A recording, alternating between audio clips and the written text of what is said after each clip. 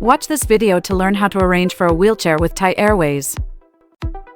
Select the wheelchair option from the available services. Click on Request for Wheelchair Service in the web page. Choose Request for Wheelchair from the accessibility options.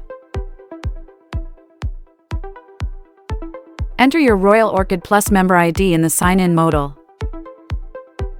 Enter your password in the highlighted field of the sign-in modal.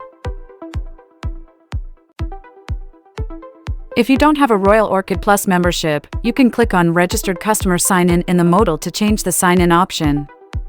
Enter your email address in the provided field. Type your password in the password field. In the modal, click the Sign In button.